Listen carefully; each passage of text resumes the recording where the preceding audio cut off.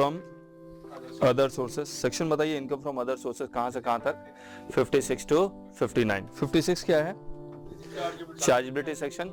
इसके दो पार्ट है, 56 सबसेक्शन 1 और 56 सबसेक्शन 2। 56 सबसेक्शन 1 क्या कहता है, if any income which is not charge under the first 4 head is charge under the head other sources. जैसे अगर एमपी की सैलरी है, वो एम्प्लॉयर एम्प्लॉय का रिलेशनशिप एग्जिस्ट नहीं करता, प्रेसिडेंट एमएलए एम्प्लॉयर एम्प्लॉय का रिलेशनशिप एग्जिस्ट नहीं करता, डायरेक्टर्स एम्प्लॉयर एम्प्लॉय का रिलेशनशिप एग्जिस्ट नहीं करता, तो सैलरी में नहीं जाएगा, हाउस प्रॉपर्टी में नहीं जाएगा, पीजीपीपी में नहीं जाएगा, कैपिटल गेन में नहीं जाएगा, तो कहां जाएगा, अदर सोर्सेस। उसी तरह से अगर आप खाली लैंड किराए पे दे रहे हैं जिसके ऊपर बिल्डिंग नहीं है, तो हाउस प्रॉपर्टी में नहीं जाएगा, तो कहां जाएगा, income from other sources. Owner को किराया मिलता है तभी हाउस प्रॉपर्टी में जाता है, लेकिन अगर मैंने आपको किराए पे दिया, आपने फर्दर लेट आउट कर दिया, तो अगेन हाउस प्रॉपर्टी में नहीं जाएगा, कहां जाएगा, अदर सोर्सेस में। पढ़िए टोटल कितने सेक्शंस है, 56, 57, 58 और 59।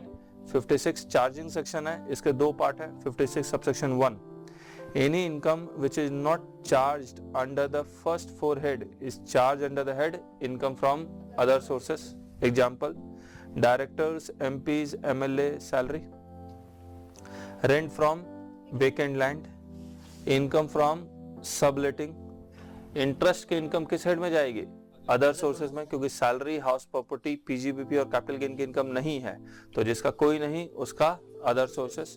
सिमिलरली रॉयल्टी की भी इनकम कहां जाके टैक्स हो रही है, अदर सोर्सेस में।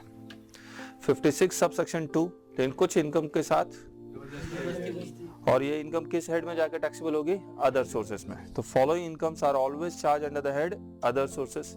तो इसका जन्म किसी और हेड में जरूर हो सकता है, लेकिन इसको यहीं पर लाके हम लोग को टैक्स करना है। तो gifts other sources, dividend other sources, चाहे भले स्टॉक इन ट्रेड हो, शेयर्स, उसके बावजूद ये कहां जा रहा है, अदर सोर्सेस में। Lottery income other sources, rent of plant machinery, ये सब कहां जाएगा, अदर सोर्सेस में जाएगा। इस इनकम को कमाने के लिए अगर आपने कोई खर्चे किए हैं तो उसका डिडक्शन मिलेगा अंडर सेक्शन 57। तो 57 में amount expressly allowed as deduction, expenditure should be incurred wholly and exclusively for earning section 56 income. Example, interest on loan taken for purchase of bond, उसका डिडक्शन मिल जाएगा। कलेक्शन चार्जेस डिडक्शन मिल जाएगा। और MP MLA का अगर या director का प्रोविडेंट फंड का कंट्रीब्यूशन है तो उसका भी डिडक्शन मिल रहा है, तो contribution towards provident fund. 58 restriction on deduction, lottery कमाने का कोई खर्चा है तो उसका डिडक्शन नहीं मिलता है। तो रेस्ट्रिक्शन और डिडक्शन में following deductions are not allowed. Example, expenses incurred in running lottery income. इसमें जो भी रिस्ट्रिक्शन आप पढ़ेंगे 58 में, जैसे payment made to relative which is unreasonable, that is also not allowed as deduction. तो पीजीबीपी के बहुत सारे सेक्शंस यहाँ पर ऑटोमेटिकली एप्लीकेबल हो जाते हैं, तो 58 में वो सब लिखे हुए भी है।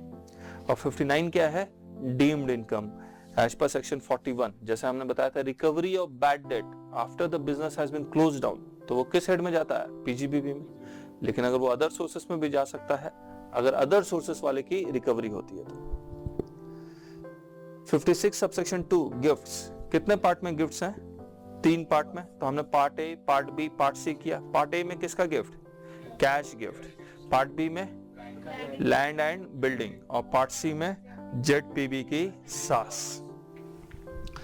देखिए सबसे पहले डोनर कौन होगा, हम लोग पार्ट ए कर रहे हैं। डोनर कौन होगा, एनी पर्सन। डोनी कौन होगा, इंडिविजुअल और एचईएफ अदर देन इंडिविजुअल और एचईएफ अदर देन रिलेटिव, क्योंकि रिलेटिव को गिफ्ट मिलेगा तो टैक्सेबिलिटी नहीं आएगी, जेन्युइन गिफ्ट मानते हैं हम लोग।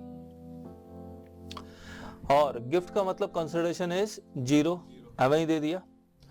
कितना रुपया कैश, कितने रुपए से ज्यादा, 50,000। एग्रीगेट करके या विदाउट एग्रीगेशन, एग्रीगेट करके। अगर एग्रीगेट करके मान लीजिए आपको 6 लोगों से 10-10 हजार रुपया मिला ईच, तो टोटल एग्रीगेट कितना मिला, 50,000 रुपए से ज्यादा, तो whole amount of ₹60,000 is taxable under the head other sources in the year of receipt. पढ़ता हूं, part A, nature of gift, cash gift. Donor कौन होगा, एनी पर्सन। डोनी, इंडिविजुअल और एचयूएफ, कंसिडरेशन इज नील। कितना? In excess of cash, in excess of 50,000 in aggregate लिख लेना, 50,000 in aggregate. Taxable whole of aggregate amount tax under the head other sources. फिर part B, land and building कब से applicable हुआ? 1 अक्टूबर 2009 से applicable हुआ। कौन देगा डोनेशन? गिफ्ट कौन दे रहा है? डोनर। किसको मिल रहा है? इंडिविजुअल और HUF other than relative. Consideration nil, और इसके आगे लिख लो नील और इनएडुकेट कंसिडरेशन। अगर मैं लैंड और बिल्डिंग गिफ्ट करता हूं, कौन सी वैल्यू चेक करते हैं हम लोग? Circle rate. तो सर्कल रेट अगर 50,000 रुपए से ज्यादा है तो taxable under the head other sources. दूसरा, अगर आपने सर्कल रेट मान लीजिए 4 लाख है, अब 4 लाख रुपए की प्रॉपर्टी आप खरीदते हैं और 4 लाख रुपए की प्रॉपर्टी अगर आप 3 लाख रुपए में खरीदते हैं, डिफरेंस कितना है? 1 लाख। ये डिफरेंस अगर 50,000 रुपए से ज्यादा है, that this difference will be taxed under the head other sources। पढ़िए। A, stamp duty value exceeds 50,000। B, difference stamp duty value minus purchase price in excess of rupees 50,000, then whole amount is taxed under the head other sources। Part C, ZPB की सास on or after 1 October 2009। ZPB के सास का full form बताओ? Jewellery, archaeological collections, drawings, painting, bullion, sculptures, any work of art and shares. कौन देगा donation? Any person. किसको? Individual, HUF other than relative. Consideration nil और इनएडिक्वेट। सेम लैंड और building की तरह काम करेगा, लेकिन यहां पर सर्कल रेट की जगह क्या देखते हैं? Fair market value. तो अगर आपको गिफ्ट मिला है फेयर मार्केट वैल्यू जिसकी एक्सेस है 50,000 रुपए से, इन एग्रीगेट चेक करेंगे हम लोग। और अगर आप 4 लाख रुपए की ज्वेलरी 3 लाख रुपए में खरीदते हैं तो जो डिफरेंस है 50,000 रुपए से ज्यादा है, that whole amount of difference is tax under the head other sources. आया? Exception, part A B C का एक्सेप्शन क्या है? अगर आप गिफ्ट रिसीव कर रहे हैं फ्रॉम रिलेटिव तो ये टैक्सेबिलिटी नहीं आएगी। जेन्युइन गिफ्ट को हटा दिया गया। Gift received under a will और inheritance, money received from local authority, gifts received on the marriage of the individual, gifts received in contemplation of the death of the payer, money received from a registered charitable institute, money received from any fund, foundation, university or other educational institution, medical institution। तो इनसे अगर आपको gift मिलता है तो taxability नहीं आएगी क्योंकि जेन्युइन गिफ्ट माना गया। रिलेटिव में सारे लोगों को कवर कर लिया गया। अगर जिसको गिफ्ट मिल रहा है उससे रेफरेंस हम रिलेटिव देखते हैं, तो एक्स अगर है तो एक्स के रेफरेंस में कौन है? Mrs x. और अगर एक्स का रिलेटिव देखा जाए तो brother sister of x, lineal ascendant father mother, दादा दादी, नाना नानी, और lineal descendant son daughter, grandson granddaughter, grandson granddaughter. ठीक है। बी और फादर के ब्रदर और सिस्टर, यानी कि ब्रदर कौन हो गए? फादर के चाचा या ताऊ। सिस्टर कौन हो गई? बुआ हो गई। और मदर साइड के रिलेटिव में मामा या मौसी। और बीवी में, बीवी साइड रिलेटिव में कौन कौन आ जाएगा? सास ससुर, दादा सास, दादी ससुर, नाना सास और नानी ससुर। गलत बोल गया मैं? रिकॉर्डिंग भी गलत हो। दादा ससुर और दादी सास, नाना ससुर और नानी सास। साला साली भी आ जाएंगे, ब्रदर सिस्टर। और जहां जहां स्पाउसेस नहीं लिखे वो सारे आ जाएंगे। चलिए, other incomes charge under the head other sources. तो गिफ्ट्स हो गया। Number 1, life insurance maturity proceeds if premium for any year exceeds 10% of assured amount. तो ये किस हेड में जाएगा? जो लमसम आप विड्रॉ करेंगे मैच्योरिटी के वक्त, ये पूरा अमाउंट अदर सोर्सेज में जाकर टैक्सेबल हो जाएगा। दूसरा, फैमिली पेंशन, अगर इंप्लॉय की डेथ हो गई तो उसके लीगल हेयर को फैमिली पेंशन मिल रही है, अदर सोर्सेज में जाएगा। वैसे तो एग्जाम्प्ट होना चाहिए था, लेकिन एग्जाम्पशन नहीं दे रहे हैं, तो क्या दे रहे हैं? डिडक्शन दे रहे हैं। कितना? 1/3 और ₹15,000 विच एवर इज लोअर। तीसरा, owning and maintaining race horses, इसके खर्चे हैं तो वो माइनस हो जाएंगे। Fourth, letting of plant and machinery, ये भी कहां जाएगा? अदर सोर्सेस में। अगर आप पूरी की पूरी फैक्ट्री बिल्डिंग किराए पे दे रहे हैं, composite letting of building plant and machinery, ये भी कहां जाएगा? अदर सोर्सेस में। और लॉटरी इनकम है कहां? अदर सोर्सेस में। लॉटरी का डेफिनेशन आपको बता दिया था मैंने। और इस लॉटरी को कमाने का अगर कोई खर्चा करता है तो उसका रिडक्शन नहीं मिलेगा। 7th, मैच्योरिटी प्रोसीड्स ऑफ की मैन इंश्योरेंस पॉलिसी, इसके बारे में मैं आपको पूरा बता दिया था। की man insurance policy basically life insurance है। टैक्स चोरी करने का तरीका था, उसी को रोकने के लिए लेके आया गया। अगर इसका मैच्योरिटी अमाउंट एसएससी को मिलता है तो पीजीबीबी में जाकर टैक्सेबल होगा। इसका मैच्योरिटी अमाउंट एम्प्लॉय को मिलता है तो सैलरी में जाकर टैक्सेबल होगा। इसका मैच्योरिटी अमाउंट एम्प्लॉय के डेथ के बाद उसके लीगल हेयर्स को मिलता है तो अदर सोर्स में जाके टैक्सेबल होगा। अब interest on securities, if securities are held as stock in trade then interest is charge under the head business. और कौन सा सेक्शन एप्लीकेबल हो जाएगा? पीजीबीबी के सारे सेक्शन एप्लीकेबल हो जाएंगे, 28 to 44D। If securities are held as investment then interest is charge under the head other sources.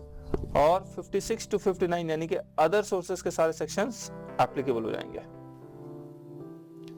इस इंटरेस्ट को कमाने के लिए अगर आपने कोई खर्चा किया है तो उसका रिडक्शन मिलेगा। 57 में interest on loan and collection charges allowed as deduction. ये 57 कब एप्लीकेबल होगा? जब interest is charge under the head other sources. लेकिन if interest is charge under the head PGBP तो ये भी डिडक्शन तो मिलेगा लेकिन सेक्शन 37 में मिलेगा। ठीक है। Following interest exempt from tax under section 10 subsection 15। मैंने आपको बताया था पोस्ट ऑफिस स्कीम में जितने भी स्कीम है पोस्ट ऑफिस वाले वो सारे इंटरेस्ट एग्जेम्प्ट हो जाते हैं, दो को छोड़ के। एक पोस्ट ऑफिस सेविंग स्कीम जहां पर ₹3500 अगर सिंगल अकाउंट है और अगर ₹7,000 अगर जॉइंट अकाउंट है, और पोस्ट ऑफिस मंथली स्कीम। तो पोस्ट ऑफिस मंथली स्कीम का इंटरेस्ट टैक्सेबल होगा और पोस्ट ऑफिस सेविंग अकाउंट का इंटरेस्ट 3500 या 7000 से ज्यादा होगा तो टैक्सेबल होगा। पढ़िए। Full exemption, cash certificates, fix deposit, cumulative time deposit account, कितना भी अमाउंट ऑफ इंटरेस्ट है वो पूरी तरह से एग्जाम्प्ट है। पार्शियल एग्जाम्पशन, सेविंग अकाउंट में सिंगल है तो up to ₹3500 is exempt, joint है तो up to ₹7000 is exempt. Note, interest on monthly scheme is not exempt but interest is fully taxable.